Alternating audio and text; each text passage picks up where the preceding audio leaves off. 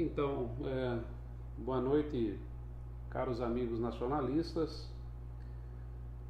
Hoje, quinta-feira, 30 de dezembro de 2016. Estamos chegando aí ao final de 2016, né? As próximas horas aí teremos aí um ano novo e talvez seja esse o meu último vídeo desse ano, né? E também porque eu acredito que o ano de 2017 ele vai ser realmente aí cheio de acontecimentos, né? E nós estaremos juntos aí com certeza muitas e muitas vezes para podermos aí trocar algumas ideias e pensar um pouco a respeito de talvez tentar aí melhorar, né? Tentar fazer com que o nosso país se torne realmente uma nação, porque hoje o Brasil não é uma nação. Isso vai ser tema aí com certeza para uma próxima exposição minha, né? Mas com os dados que tenho, com aquilo que eu analiso, com certeza o Brasil hoje não é uma nação. Mas aproveitando ainda dentro desse tema, né? No dia de ontem eu fiz uma postagem no meu perfil do Facebook, e onde eu fazia uma pergunta, né? Por que o povo brasileiro ele é tão pacífico, tão conformado com o governo, e por que é tão pacífico tendo tantos corruptos, tendo tanta gente incompetente no comando da nação, né?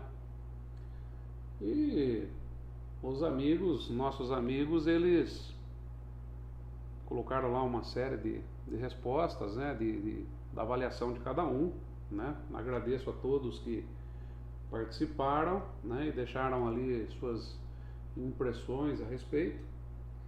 E é possível verificar que aquilo que mais chama a atenção, né, aquilo que mais está dentro assim de um consenso, né, que as pessoas mais colocaram, elegeram-se ali a burrice, né, do povo, né, o comodismo, porque é tão pacífico assim, né?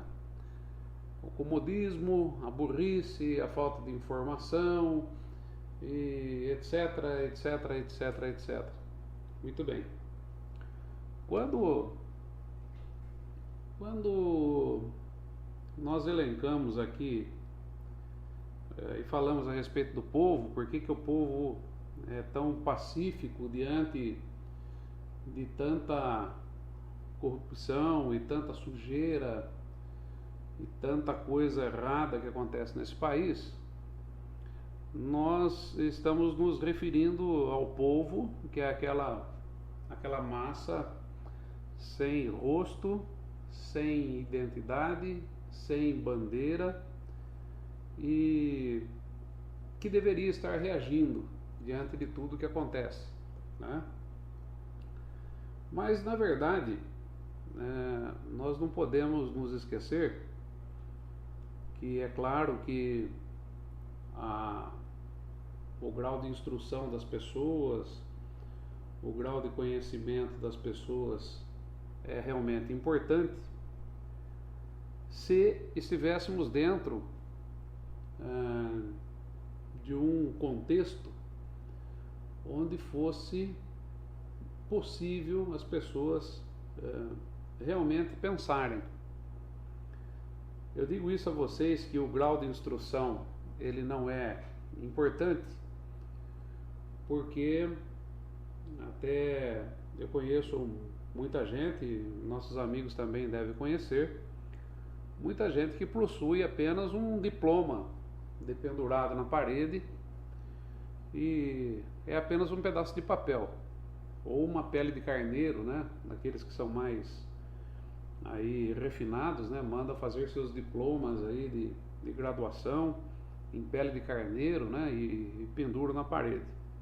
Serve apenas como, vamos dizer assim, um atestado, um carimbo de que aquela pessoa participa de uma aristocracia, né? Agora, isso não quer dizer que todos os aristocratas eles sejam capazes, todos os aristocratas eles sejam potentes o suficiente para analisar contextos, né, e que sejam politizados e que tenham princípios filosóficos, ideológicos. Isso não é real, isso não é verdade. Até cito para vocês um caso interessante, né? Que um dia desses, passando pela casa de um amigo, o filho desse meu amigo ele estava estudando e eu perguntei, né? O que ele estava estudando. Ele disse que estava estudando cálculo diferencial e integral, né? E coincidentemente eu sou engenheiro mecânico, vamos dizer assim que para mim eu sempre fui atraído pelo cálculo diferencial e integral e sempre foi para mim assim até que um passatempo, né? É uma coisa assim que é como andar de bicicleta, ou você sabe ou você não sabe, e quando você aprende você não esquece nunca mais, né? E a partir dali, para mim é um prazer, né? É uma coisa que eu gostava muito, né? E gosto ainda de fazer aí, né? Desenvolver cálculos diferenciais, né? E daí eu imaginava que aquele filho do meu amigo estivesse realmente gostando daquilo que fazia, né? E eu fiz aquela pergunta, né, clássica, né? Poxa, bacana, né? E você gosta, né? Ele falou assim, não gosto, na verdade eu preciso tirar nota 8, né? Na próxima prova, que vai ser na próxima segunda-feira, eu preciso tirar 8, senão eu não passo de ano. Tá? Então, isso aí nos demonstra apenas que 99,9% dos diplomas que a gente vê de pendurado nas paredes é porque as pessoas apenas se interessaram em passar de ano. E para passar de ano é preciso de notas, e passar de ano é necessário para que você possua aí um passaporte para a aristocracia, né? Então é o grande exemplo da pessoa errada no lugar errado, fazendo aquilo que não gosta, mas está ali porque é necessário. E a gente sabe disso, né? Vocês aí também já estudaram, sabem como é que funciona, e infelizmente isso não mudou, né? As pessoas não fazem aquilo que estão interessadas, e não importa o nível, tá? Seja numa escola estadual, seja numa escola federal, seja numa escola particular, a situação se repete, é sempre a mesma. Quer-se apenas aí um passaporte para a aristocracia. E essas pessoas não vão estar jamais prontas e preparadas para pensar, né? Essas pessoas não pensam. Elas correm apenas atrás de desejos, né? Elas correm apenas atrás daquilo que eles desejam e nada mais. E onde é que eu quero chegar com essa o que tem a ver isso, né, com os comentários dos nossos amigos, e colocando aí a burrice em primeiro lugar, com relação ao povo, né, que é acomodado e por isso está conformado com tudo o que está acontecendo diante de todo esse mar de lama e de todas essas comprovações, né, que nós tivemos aí durante os últimos 3 anos, né, uma coisa terrível. Muito bem, nós não podemos nos esquecer, todas as vezes que eu falo aqui em sistema, que o sistema ele é um conjunto de interesses. O ser humano ele é desejante, ele deseja coisas, né? e, portanto, tem seus interesses, todos, desde o cidadão mais rico do mundo até aquele que só tem o que comer, né? O cidadão mais rico do mundo, ele está preocupado em atingir o próximo bilhão, e aquele que é o mais pobre do mundo, ele está preocupado em conseguir uma coxa de frango para ele comer no próximo almoço. E inclusive é interessante porque Platão, né, no seu livro a República, no seu encaminhamento, ele coloca que são o povo, né, é aquele que pensa com o estômago, né? Ou melhor, ele não pensa, ele é o estômago, porque a questão dele, a única preocupação é o desejo de comer, ele não tem o desejo de pensar, né? E muito bem, e dentro desse sistema de interesses, muitas vezes, né, até em muitas respostas que eu vi ali, alguns dos nossos amigos dizem, eles colocam que a escola, o ensino, ele é responsável por a baixa qualidade, né, da escola e do ensino, é responsável por esse tipo de comportamento, né? Mas se vocês analisarem bem, né, até a questão, acho que de uns 20 dias atrás aí, eu estava vendo a República do Togo, né? O povo ficou sabendo de um caso de corrupção, né? E o presidente do Togo, ele acabou adiando as eleições, né? Porque quer se permanecer no poder, se perpetuar, né? Ele e a família. E daí aconteceu que o povo do Togo, que é muito menos esclarecido do que o povo brasileiro, que tem muito menos educação, que conhece muito menos e que, né, acabou tendo lá uma grande revolta, né? E a coisa ficou muito ruim, e nem o exército conseguiu controlar esses moradores aí, o povo lá do país do Togo, a ponto que o presidente talvez vá se renunciar aí nos próximos dias, caso eles não consigam realmente controlar todo aquele manifesto que lá está, né? E em outros momentos aí nós pudemos ver em países aí também, como, sei lá, Tunísia, Egito, uma série de outros países aí menores, né? E países africanos aí que estão em guerra civil já há muitos anos, sangrentas, né? Que o povo com menos conhecimento, menos escolaridade do que o povo brasileiro, acabou se revoltando contra o governo.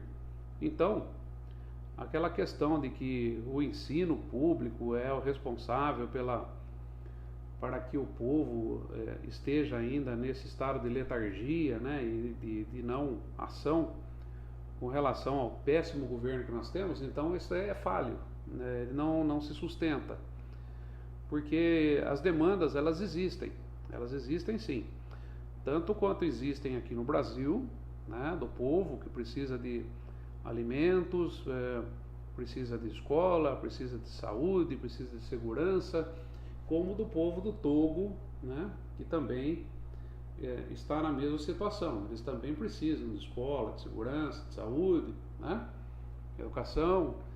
E só que o Brasil ainda tem como dizia Enéas Carneiro, né, é melhor a escola conforme nós temos do que nenhuma escola, né? E daí seria uma tragédia total, inclusive. Mas isso demonstra que quanto as demandas são iguais, e as demandas existem, os reclamos do povo, o povo reclama muito, mas por que o povo não parte para uma ação? Por que o povo não segue adiante e se rebela contra esse governo que aí está, né, Na verdade, quando eu falo do sistema e ele é composto de interesses, é uma rede muito grande que perpassa, que está no meio da população, sabe? De repente a gente começa a pensar somente nos políticos, né? Mas existe um controle subliminar que é feito sobre o povo por uma rede de interesses, né? Nós temos sindicatos, nós temos associações, nós temos entidades filantrópicas, nós temos clubes, nós temos empresas, temos federações de indústria, federações de comércio e sindicatos e vai por aí afora. Uma rede de interesses muito grande. E o que essa rede de interesses ela se encarrega de fazer? As demandas do povo, elas são brutas, né? Aí está o detalhe, né? No Togo, essa rede de interesses, ela não é tão desenvolvida. O país ele não é industrializado, o país ainda não sofre aí o olho grande, né? A grande sanha por dinheiro que existe do sistema, né? Então, no Togo, essa rede que fica aí fazendo a intermediação ou fica aí fazendo vamos dizer assim, o polimento, né, dessas demandas brutas, né, que o povo contém. Lá no Togo as demandas são brutas e a brutalidade das demandas, elas doem muito e acabam fazendo com que o povo vá para a ação e parta exatamente para a solução única que eles têm. Já aqui no Brasil não. Aqui no Brasil toda essa rede que eu citei, que ela está próxima ao cidadão, ela faz aí um polimento, né, dessa gema bruta, né, faz todo o polimento disso daí, né, e para que ela não fique tão bruta assim, né? Então um exemplo que eu dou aqui para vocês, por exemplo, sindicatos, né? Tem lá uma série de muita gente lá dentro dos sindicatos, né? E lá existe uma diretoria nesse sindicato, né? E quando, por exemplo, vai chegando época aí para reajuste salarial, quem fala é o sindicato. E o sindicato inclusive leva lá uma folha, né? Normalmente acaba distribuindo aí um encarte, um jornalzinho, sei lá o que, contendo as reivindicações da categoria, né? Vocês já viram isso. Mas quem é que fez aquelas reivindicações da categoria conforme elas estão escritas ali? Foi a massa de trabalhadores? Não, não foi. Foram os diretores do sindicato, né? Então, aquela demanda bruta dos trabalhadores, ela foi simplesmente traduzida e muitas vezes nessa tradução não se coloca tudo aquilo que normalmente não se coloca, né? Tudo aquilo que a massa pretende, porque existe aqui no Brasil, ou melhor, existe um velho chavão, né? Olha, nós não podemos pedir tudo porque pode se perder o foco de alguma coisa, então vamos escolher aqui e tal. Então esse é o líder local que acaba fazendo com que as pessoas ali fiquem contentes e fiquem aí satisfeitas pedindo apenas uma reivindicação e não as outras 10, 20, 30 reivindicações que eles possam ter. Mas vamos pedir uma, né? Sei lá, o salário está baixo, o vestiário está ruim, o horário de trabalho está ruim, tal, mas aqui não tem refeitório, né? Então eles escolhem, então vamos fazer o seguinte, vamos pedir o refeitório. Mas e o resto das coisas, salário? Não, isso aí a gente deixa para uma outra etapa, entende? Então isso acontece normalmente, acontece muito, né? Existem essa rede que ela está no meio do povo e faz com que o povo acabe se acomodando aí da maneira como nós estamos vendo, né? Quando eu cito aqui empresários, né?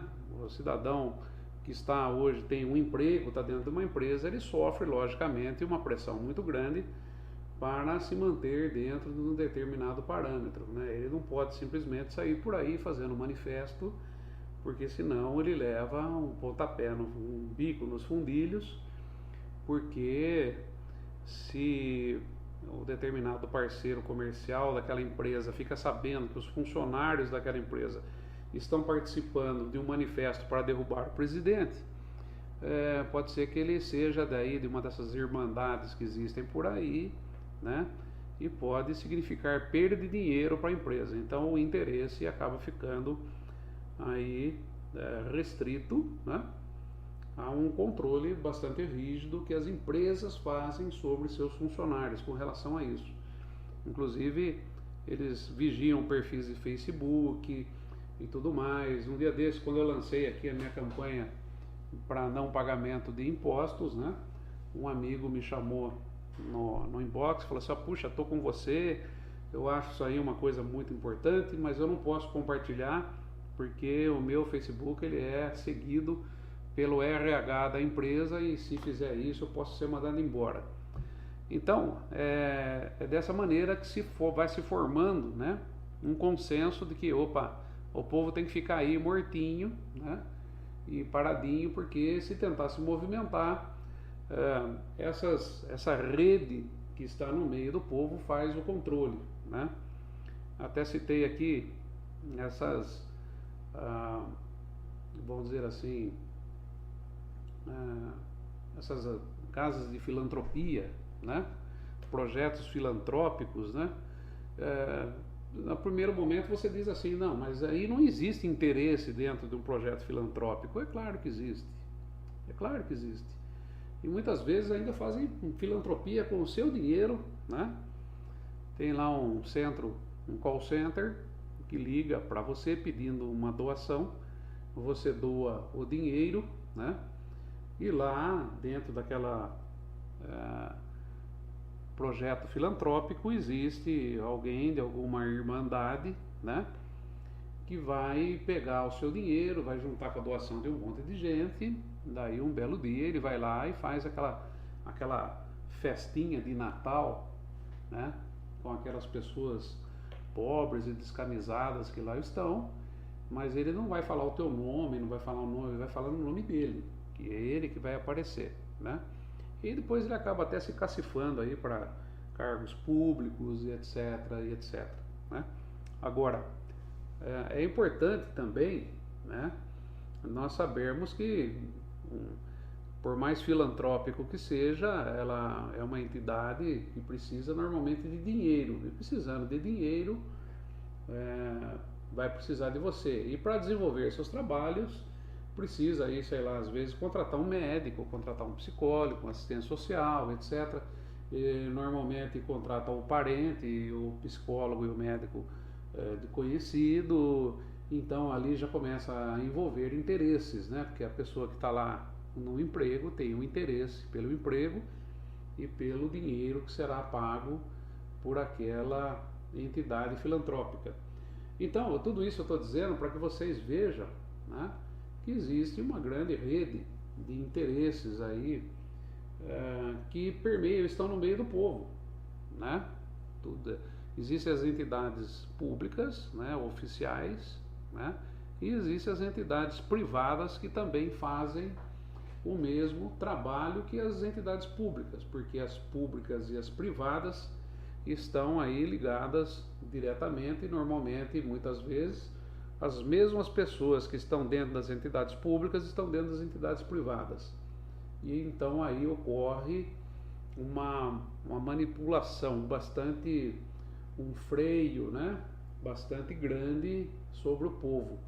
Então, ficar esperando que o povo vá por conta e prova, né, por conta e risco, aí assumir a responsabilidade de mudar o país e correr atrás e fazer um manifesto para tirar esse bando de vagabundos que estão aí, isso não vai acontecer, né? Isso não vai acontecer jamais. Outro detalhe também, vocês podem ter passado batido, desapercebido, mas é importantíssimo.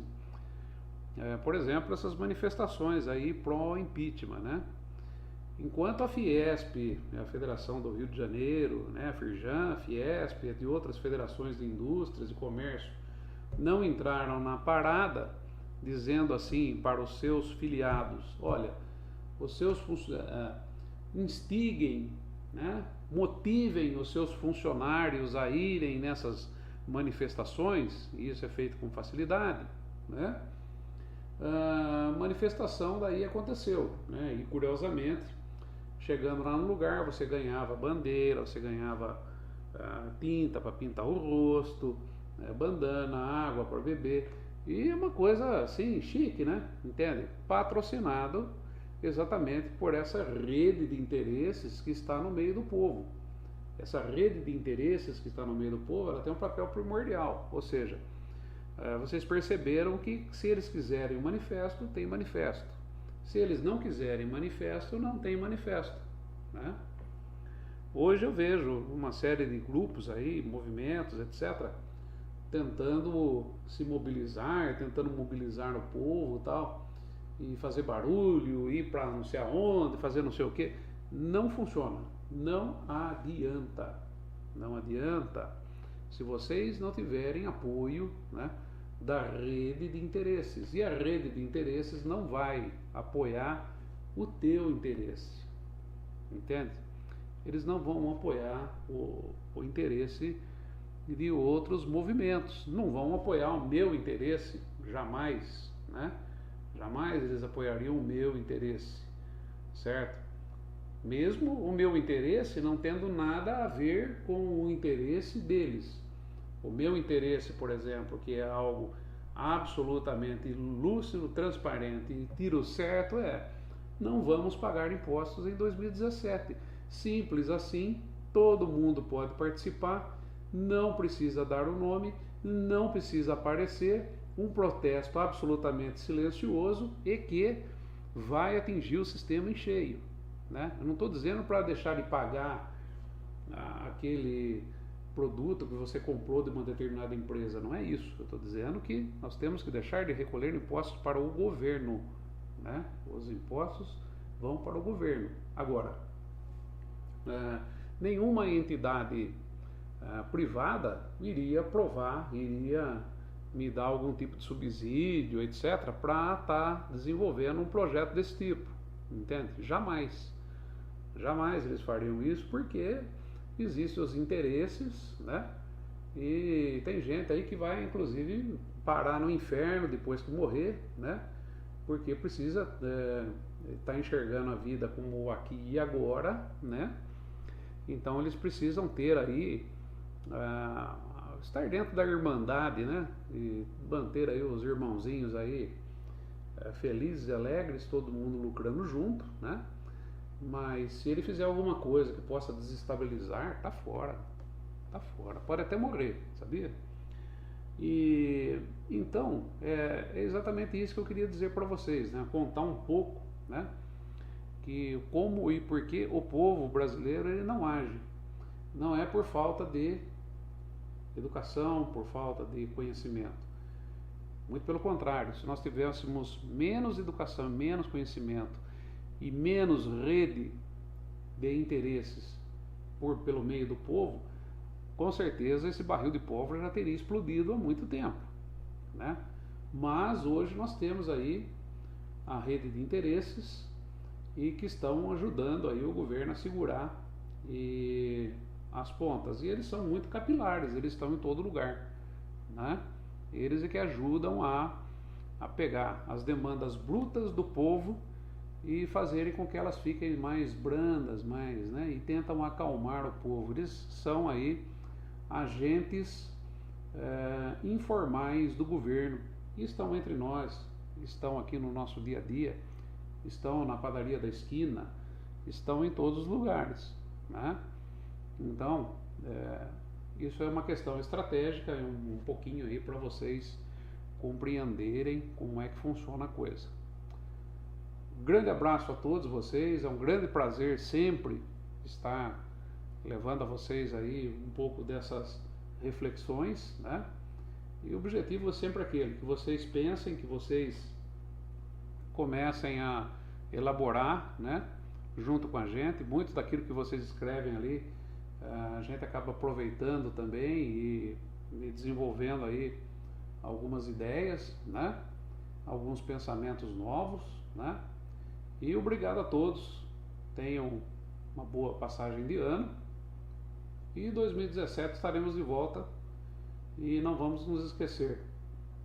É importante que nós façamos, né, a fonte do governo secar, né?